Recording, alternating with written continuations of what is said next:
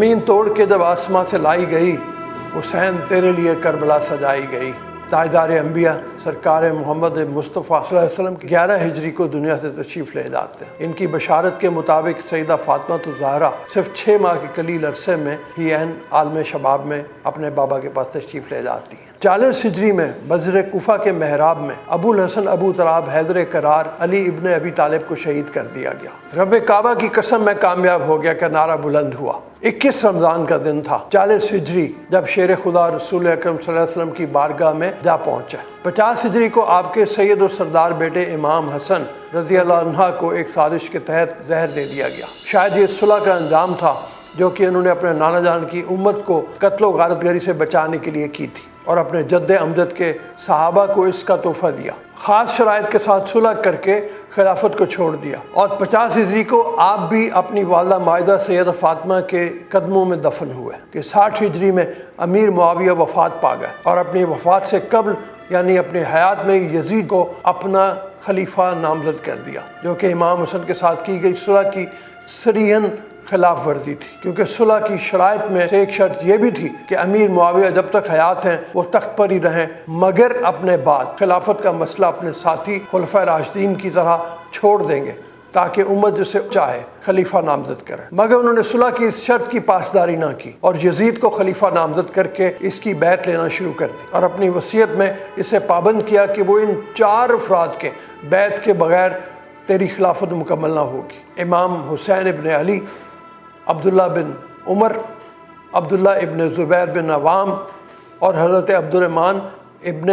ابو بکر۔ یزید کا خط مدینہ کے گورنر ولید کو آیا کہ حسین ابن علی سے ہر صورت میں بیعت لی جائے۔ یزید کے حکم کے مطابق ولید نے امام حسین کو دارالامارہ بلوایا۔ آپ جوانان بنی ہاشم کے ایک مضبوط گروہ کے ساتھ دربار میں تشریف لے گئے، مگر جوانان بنی ہاشم کو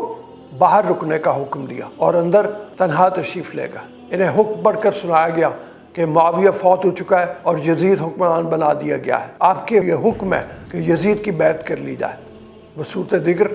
آپ کو قتل کر دیا جائے گا۔ اس پر آپ نے یہ کہا کہ شرائط صلح کی خلاف ورزی ہے، ہم اہل بیت نے معاویہ کی زندگی تک اس کی اجازت دے رکھی تھی۔ یزید کو حکمران بنانا معاہدہ حسن کی صریحاً خلاف ورزی ہے اور بدعہدی ہے، لہذا میں یزید کی بیعت ہرگز نہیں کروں گا، اور یہ فیصلہ اس دربار میں نہیں بلکہ کھلے میدان میں سب کے سامنے ہوگا۔ یہ دلیرانہ جواب دے کر آپ دربار سے چل دیے۔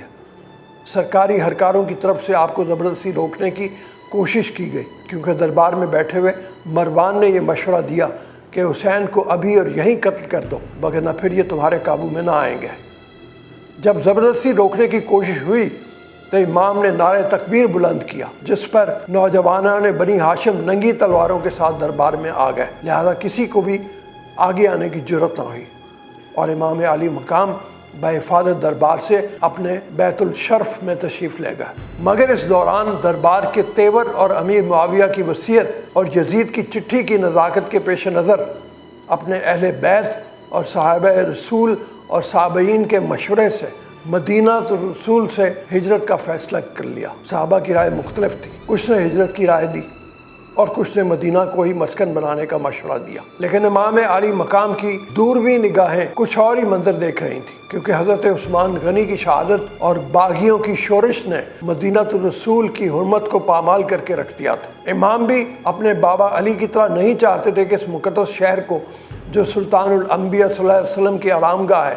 اس کی عظمت میں ذرا برابر بھی فرق آئے۔ حضرت علی کرم اللہ وجہہ نے بھی اسی لیے اپنا پائے تخت مدینہ کو چھوڑ کر کوفہ منتقل کر دیا تھا، تاکہ یہ عظیم شہر قتل و غارت گری، خون ریزی اور سازش اور شور و غوغا سے محفوظ رہے۔ اس لیے امام علی مقام نے بھی بڑے بوجھ دل سے مدینہ کو خیر آباد کہا، روضہ رسول پر جا کر یہ خونچ کا داستان سنائی، پھر جنت البقیع میں والدہ محترمہ سیدہ فاطمہ الزہرا کی مرکز اقدس پر سلام کر کے اجازت طلب کی، اپنے تمام اہل بیت حتیٰ کہ نبی محترم کے نواسیوں